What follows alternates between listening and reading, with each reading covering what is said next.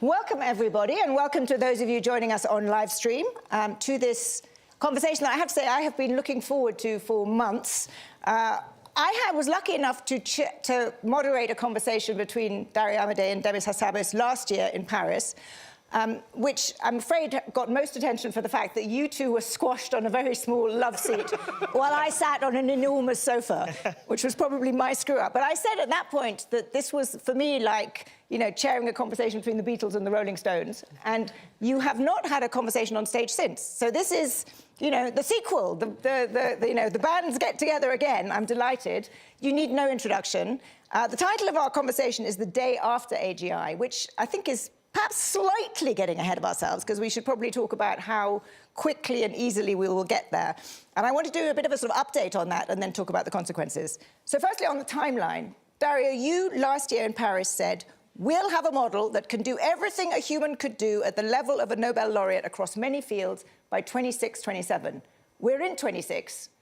Do you still stand by that timeline? So, you know, it's always hard to know exactly when something will happen, but I don't think that's going to turn out to be that far off. So, you know, the mechanism whereby I imagined it would happen is that we would make models that were good at coding and good at AI research, and we would use that to produce the next generation of model and speed it up, to create a loop that would increase the speed of model development.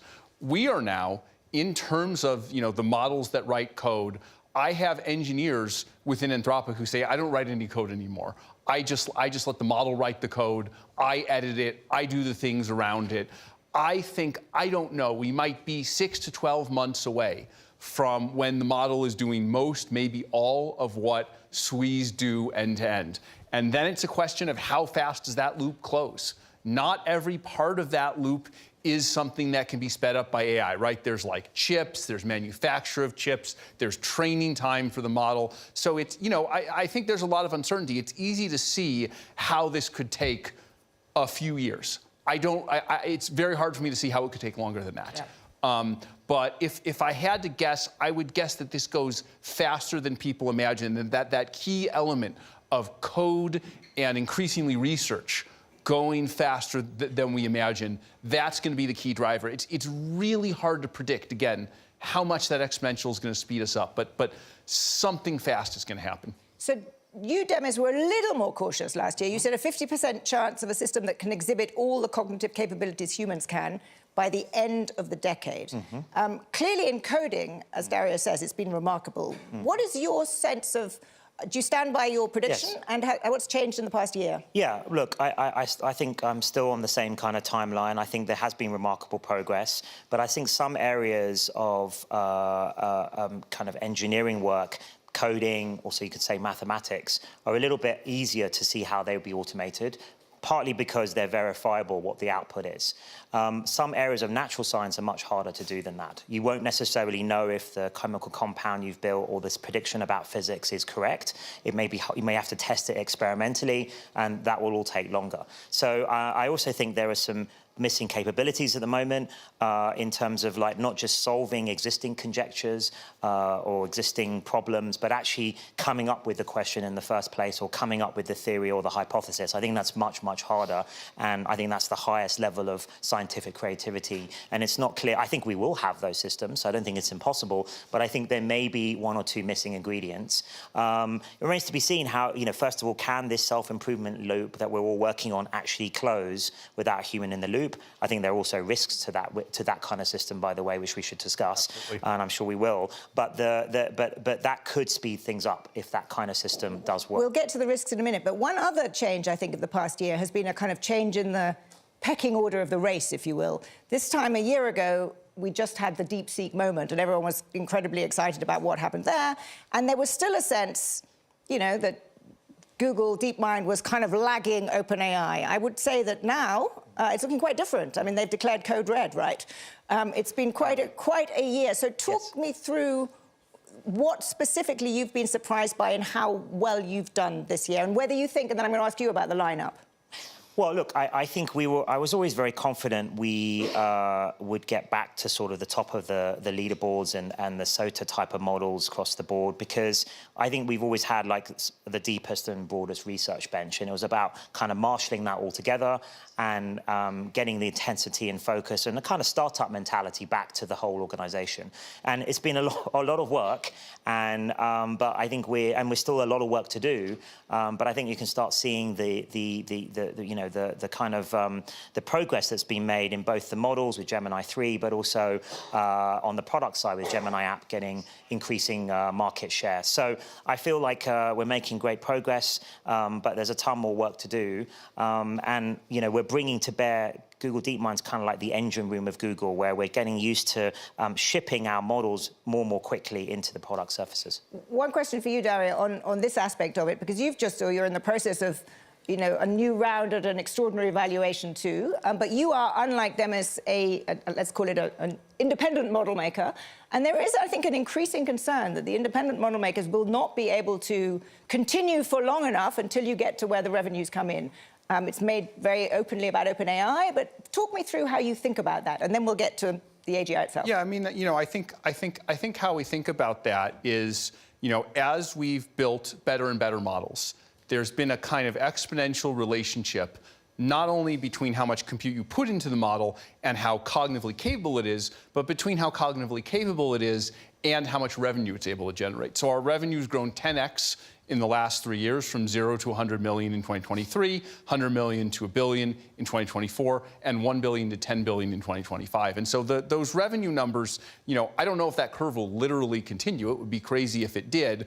But those numbers are starting to get not too far from, the scale of the largest companies in the world. So there's always uncertainty. We're trying to bootstrap this from nothing. It's a crazy thing. But I have confidence that if we're able to produce the best models in the things that we focus on, then I think things will go well. And I will generally say, I think it's been a good year for both Google and Anthropic.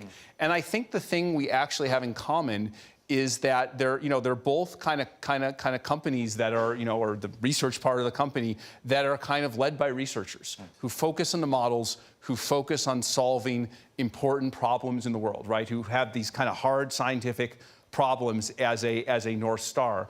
And I think those are the kind of companies that are going to succeed going forward. And I think we share that between us. Very much I'm going to resist the temptation to ask you what will happen to the companies that are not led by researchers, because I know you won't answer it. But let's then go on to the predictions area now. And we are supposed to be talking about the day after AI, but let's talk about closing the loop. The odds that you will get models that will close the loop and be able to, power themselves, if you will, because that's really the crux for the winner-takes-all threshold approach. Do you still believe that we are likely to see that, or is this going to be much more of a normal technology where followers and catch-up can compete? Well, look, I definitely don't think it's going to be a normal technology. So, I mean, there are aspects already that, as Daria mentioned, that it's already helping with our coding and some aspects of research. The full closing of the loop, though, I think is an unknown. I mean, I think it's possible to do. You may need AGI itself to be able to do that in some domains. Again, where these domains, where there's more messiness around them, it's not so easy to verify your answer very quickly. There's kind of NP hard domains. So as soon as you start getting more, and I also include, by the way, for AGI, physical AI, robotics working, all of these kind of things, and then you've got hardware in the loop, that may limit how fast the self-improvement systems can work. But I think in coding and mathematics and these kind of areas, I can definitely see that working. And then the question is more theoretical one, is what is the limit of engineering and maths to solve the natural sciences? Daria, you last year, I think it was last year, that you published Machines of Loving Grace, which was a very, I would say, upbeat essay about the potential that you were going to see unfold. And you were talking about, what was it, a genius of data, a country data center. I'm told that you are working on an update to this, a new essay. So, wait for it, guys. It's not out yet, but it is coming out. But perhaps you can give us a sort of a sneak preview of what a year later your big take is going to be. Yes. So, my take has not changed. it has always been my view that, AI is going to be incredibly powerful. I think Demis and I, kind of agree on that. It's just a question of exactly when. And because it's incredibly powerful, it will do all these wonderful things, like the ones I talked about in Machines of Loving Grace. It, will help us cure cancer. It may help us to eradicate tropical diseases. It will help us understand the universe. But that there are these, immense and grave risks that, not that we can't address them. I'm not a doomer, but that, we need to think about them and we need to address them. And I wrote Machines of Loving Grace first. I'd love to give some a sophisticated reason why I wrote that first, but it was just that the positive essay was easier and more fun to write than the negative essay. So, I finally spent some time on vacation and I was able to write an essay about the risks. And even when I'm writing about the risks, I tried, I'm like an optimistic person, right? So even as I'm writing about these risks, I wrote about it in a way that was like, how do we overcome these risks? How do we have a battle plan to fight them? And the way I framed it was, there's this scene from Carl Sagan's Contact, the movie version of it, where, they kind of discover alien life, and it's this international panel that's like interviewing, people to be humanity's representative to meet the alien. One of the questions they asked one of the candidates is, if you could ask the aliens any one question, what would it be? And one of the characters says, I would ask, how did you do it? How did you manage to get through this technological adolescence without destroying yourselves? How did you make it through? And ever since I saw it, it was like 20 years ago, I think I saw that movie. It's kind of stuck with me. And that's the frame that I used, which is that, we are knocking on the door of these incredible capabilities, right? The ability to build basically machines out of sand, right? I think it was inevitable that the instant we started working with fire. But how we handle it is not inevitable. And so I think the next few years, we're going to be dealing with, how do we keep these systems under control that are highly autonomous and smarter than any human? How do we make sure that individuals don't misuse them, right? I have worries about things like bioterrorism. How do we make sure that nation states don't misuse them? That's why I've been so concerned about, the CCP, other authoritarian governments. What are the economic impacts, right? I've talked about labor displacement a lot. And what haven't we thought of, which in many cases, may be the hardest thing to deal with at all. So, I'm thinking through how to address those risks. And, for each of these, it's a mixture of things that we individually need to do as leaders of the companies, and that we can do working together. And then there's going to need to be some role for wider societal institutions like the government in addressing all of these. But I just feel this urgency that every day there's all kinds of crazy stuff going on in the outside world, outside AI, right? But my view is this is happening so fast and is such a crisis. We should be devoting almost all of our effort to thinking about how to get through this. So I can't decide whether I'm more surprised that you, A, take a vacation, B, when you take a vacation, you think about the risks of AI, and C, that your essay is framed in terms of, are we going to get through the technological adolescence of this technology without destroying ourselves? So my head is slightly spinning, but you then, and I can't wait to read it, but you mentioned several areas that can guide the rest of our conversation. Let's start with jobs. Because you actually have been very outspoken about that. And I think you said that half of entry-level white-collar jobs could be gone within the next 1 to 5 years. But I'm going to turn to you, Demis, because so far, we haven't actually seen any discernible impact on the labour market. Yes, unemployment has ticked up in the US, but all of the kind of economic studies I've looked at and that we've written about suggest that this is overhiring post-pandemic, that it's really not AI-driven. And if anything, people are hiring to build out AI capability. Do you think that this will be, as economists have always argued, that it's not a lump of labour fallacy, that actually there will be new jobs created? Because so far the evidence seems to suggest that. Yeah. I mean, I think in the near term, that is what will happen, the kind of normal evolution when a breakthrough technology arrives. So some jobs will get disrupted, but I think new, even more valuable, perhaps more meaningful jobs will get created. I think we're going to see this year the beginnings of maybe impacting the junior level, entry level kind of jobs, internships, this type of thing. I think there is some evidence, I can feel that ourselves, maybe like a slowdown in hiring in that. But I think that can be more than compensated by the fact there are these amazing creative tools out there pretty much available for everyone, almost for free, that if, I was to talk to a class of undergrads right now, I would be telling them to get really unbelievably proficient with these tools. I think to the extent that even those of us building it, we're so busy building it, it's hard to have also time to really explore almost the capability overhang even today's models and products have, let alone tomorrow's. And I think that can be maybe better than a traditional internship would have been in terms of you sort of leapfrogging yourself to be useful in a profession. So I think that's what I see happening probably in the next 5 years. Maybe we, again, slightly differ on timescales on that, but I think what happens after AGI arrives, that's a different question, because I think really we would be in uncharted territory at that point. Do you think it's going to take longer than you thought last year when you said half of all entry-level white-collar jobs? I have about the same view. I actually agree with you and with Demis that at the time I made the comment, there was no impact on the labor market. I wasn't saying there was an impact on the labor market at that moment. Now I think maybe we're starting to see just the little beginnings of it, in software and coding. I even see it within Anthropic, where I can look forward. I can kind of look forward to a time where, on the more junior end, and then on the more intermediate end, we actually need less and not more people. And we're thinking about how to deal with that within Anthropic in a sensible way. 1 to 5 years as of 6 months ago, I would stick with that. If you kind of, connect this to what I said before, which is, we might have AI that's better than humans at everything in, maybe 1 to 2 years, maybe a little longer than that. Those don't seem to line up. The reason is that there's this lag, and there's this replacement thing, right? I know that the labor market is adaptable, right? It's just like, 80% of people used to do farming. Farming got automated, and then they became factory workers and then knowledge workers. So, there is some level of adaptability here as well, right? We should be economically sophisticated about how the labor market works.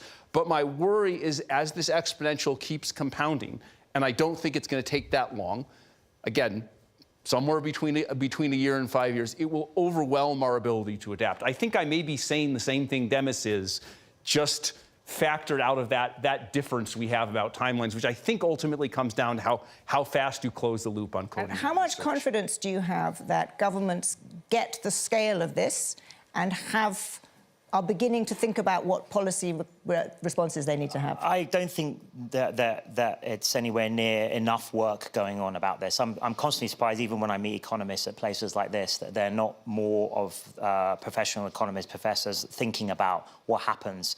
And not just sort of on the way to AGI, but even if we get all the technical things right that Dario's talking about, and the job displacement is one question, we're all worried about the economics of that, but maybe there are ways to distribute this new productivity, this new wealth more fairly. I don't know if we have the right institutions to do that, but that's what should happen at that point. There should be, we may be in a post-scarcity world.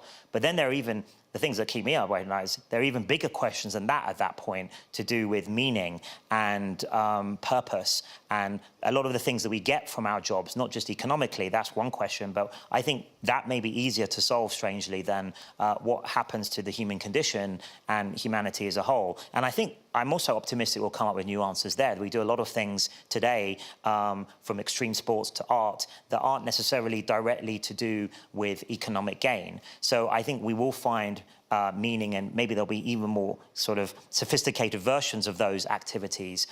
Plus, I think we'll be exploring the stars, so there'll be all of that to factor in as well for in terms of purpose. But I think it's really worth thinking now, even on my timelines of like 5 to 10 years away, that isn't a lot of time before this comes. How big do you think is the risk of a popular backlash against AI that will somehow kind of cause governments to do what, from your perspective, might be stupid things? Because I'm just thinking back to the era of, globalization in the 1990s when there was indeed some displacement of jobs. Governments didn't do enough. The public backlash was such that we've ended up sort of where we are now. Do you think that there is a risk that there will be a growing antipathy towards what you are doing and your companies in the kind of body politic? I think there's definitely a risk. I think that's kind of reasonable. There's fear and there's worries about these things like jobs and livelihoods. I think there's a couple of things that, it's going to be very complicated the next few years, I think, geopolitically, but also the various factors here. Like we want to, and we're trying to do this with AlphaFold and our science work and Isomorphic, our spin-out companies, solve all disease, cure diseases, come up with new energy sources. I think as a society, it's clear we'd want that. I think maybe the balance of what the industry is doing is not enough balance towards those types of activities. I think we should have a lot more examples. I know Dario agrees with me of like AlphaFold-like things that help sort of unequivocal good in the world. And I think actually it's incumbent on the industry and all of us leading players to show that more, demonstrate that, not just talk about it, but demonstrate that. But then it's going to come with these other attendant disruptions. But I think the other issue is the geopolitical competition. There's obviously competition between the companies, but also US and China primarily. So unless there's an international cooperation or understanding around this, which I think would be good actually in terms of things like minimum safety standards for deployment, I think Dario would agree on that as well. I think it's vitally needed. This technology is going to be cross-border. It's going to affect everyone. It's going to affect all of humanity. Actually, Contact is one of my favorite films as well. So sort of funnily enough, I didn't realize it was yours too, Dario. But I think, those kind of things need to be worked through. And if we can, maybe it would be good to have a bit of a slightly slower pace than we're currently predicting, even my timelines, so that we can get this right societally. But that would require some coordination that is... But I prefer your timelines. Yes. I think it would be better for many reasons. That I'll concede. But Dario, let's turn to this now, because the one thing, since we last spoke in Paris, the geopolitical environment has, if anything, I don't know, complicated, mad, crazy, whatever phrase you want to use. Secondly, the US has a very different approach now towards China. It's a kind of no-holds-barred, go as fast as we can, but then sell chips to China. And that is it. So you've got a different attitude towards the United States. You've got a very strange relationship between the United States and Europe right now, geopolitically. Against that, I hear you talk about it. It would be nice to have a CERN-like organization. It's a million years from where we are, from the real world. So in the real world, have the geopolitical risks increased?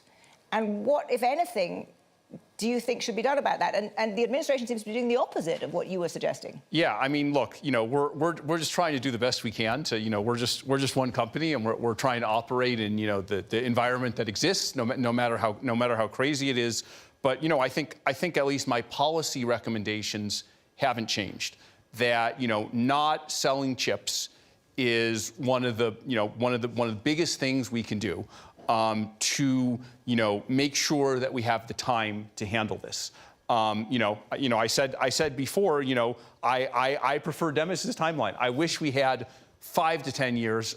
So it's possible he's just right and I'm just wrong. But assume I'm right and it can be done in 1 to 2 years. Why can't we slow down to Demis's timeline? Well, you could just slow down. Well, no. But the reason we can't do that is because we have geopolitical adversaries building the same technology at a similar pace.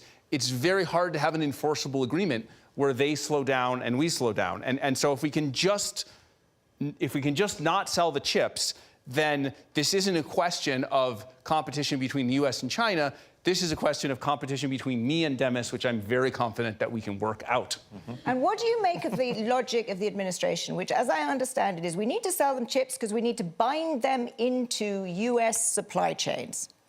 So, I think it's a question not just of timescale, but of the significance of the technology, right? If this was telecom or something, then all this stuff about proliferating the U.S. stack and wanting to build our chips around the world to make sure that these random countries in different parts of the world build data centers that have NVIDIA chips instead of Huawei chips. I think of this more as like, it's a decision are we going to, sell nuclear weapons to North Korea and because that produces some profit for Boeing, where we can say, okay, yeah, these cases were made by Boeing, like the U.S. is winning, like this is great. Like I just, that analogy should just make clear how I see this trade-off, that I just don't think it makes sense. And we've done a lot of more aggressive stuff towards China and other players that I think is much less effective than this one measure. One more area from me, and then I hope we'll have time for a question or two. The other area of potential risk that doomers worry about is a kind of all-powerful malign AI. And I think you've both been somewhat skeptical of the doomer approach. But in the last year, we have seen, these models showing themselves to be capable of deception, duplicity. Do you think differently about that risk now than you did a year ago? And is there something about the way the models are evolving that we should put a little bit more concern on that? Yeah, I mean, since the beginning of Anthropic, we've kind of thought about this risk. I mean, our research at the beginning of it was very theoretical, right? We pioneered this idea of mechanistic interpretability, which is looking inside the model and trying to understand, looking inside its brain, trying to understand why it does what it does. As human neuroscientists, which we actually both have background in, try to understand the brain. And I think as time has gone on, we've increasingly documented the bad behaviors of the models when they emerge, and are now working on trying to address them with mechanistic interpretability. So I think I've always been concerned about these risks. I've talked to Demis many times. I think he has also been concerned about these risks. I think I have definitely been, and I would guess Demis as well, although I'll let him speak for himself, skeptical of doomerism, which is, we're doomed, there's nothing we can do, or this is the most likely outcome. I think this is a risk. This is a risk that if we all work together, we can address. We can learn through science to properly, control and direct these creations that we're building. But if we build them poorly, if we go, if we're all racing and we go so fast that there's no guardrails, then I think there is risk of something going wrong. So I'm going to give you a chance to answer that in the context of a slightly broader question, which is, over the past year, have you grown more confident of the upside potential of the technology, science, all of the areas that you have talked about a lot, or are you more worried about the risks that we've been discussing? Look, Azana, I've been working on this for 20 plus years, so we already knew. Look, the reason I've spent my whole career on AI is the upsides of solving basically the ultimate tool for science and understanding the universe around us. I've sort of been obsessed with that since a kid, and building AI is should be the ultimate tool for that if we do it in the right way. The risks also we've been thinking about since the start, at least the start of DeepMind 15 years ago. And we kind of sort of foresaw that if you got the upsides, it's a dual purpose technology. So it could be repurposed by, say, bad actors for harmful ends. So we've needed to think about that all the way through. But I'm a big believer in human ingenuity. But the question is having the time and the focus and all the best minds collaborating on it to solve these problems. I'm sure if we had that, we would solve the technical risk problem. It may be we don't have that, and then that will introduce risk, because it'll be fragmented, there'll be different projects, and people will be racing each other. Then it's much harder to make sure, these systems that we produce will be technically safe. But I feel like that's a very tractable problem if we have the time. If we have the time and space. I want to make sure there's one question. Gentlemen, keep it very short, because we've got literally 2 minutes. Thanks. Hello? Yeah, no, speak. Thanks very much. I'm Philip, co-founder of Star Cloud Building Data Centers in Space. I wanted to ask a slightly philosophical question. The sort of strongest argument for doomerism to me is the Fermi paradox, the idea that we don't see intelligent life in our galaxy. I was wondering if you guys have any thoughts on that. Yeah, I've thought a lot about that. That can't be the reason, because we should see all the AIs that have... So just for everyone knows, the idea is, well, it's sort of unclear why that would happen, right? So if the reason there's a Fermi paradox, there are no aliens because they get taken out by their own technology, we should be seeing paper clips coming towards us from some part of the galaxy, and apparently we don't. We don't see any structures. Dyson spheres, nothing, whether they're AI or natural or sort of biological. So to me, there has to be a different answer to the Fermi paradox. I have my own theories about that, but it's out of scope for the next minute. But I just feel like my prediction, my feeling is that we're past the great filter. It was probably multicellular life, if I would have to guess. It was incredibly hard for biology to evolve that. So we're on that, there isn't a comfort of like what's going to happen next. I think it's for us to write as humanity what's going to happen next. This could be a great discussion, but it is out of scope for the next 36 seconds. But what isn't, 15 seconds each, when we meet again, I hope next year, the three of us, which I would love, what will have changed by then? I think the biggest thing to watch is this issue of AI systems building AI systems. How that goes, whether that goes one way or another, that will determine, whether it's a few more years until we get there, or if we have, if we have wonders and a great emergency in front of us that we have to face. AI systems, building AI systems. I agree on that, so we're keeping in close touch about that. But also, I think outside of that, I think there are other interesting ideas being researched, like world models, continual learning. These are the things I think that will need to be cracked if self-improvement doesn't sort of deliver the goods on its own. Then we'll need these other things to work. And then I think things like robotics may have its sort of breakout moment. But maybe on the basis of what you've just said, we should all be hoping that it does take you a little bit longer, and indeed everybody else, to give us a bit I would more time. prefer that. I think that would be better for the world. Well, you guys could do something about that. Thank you both very much.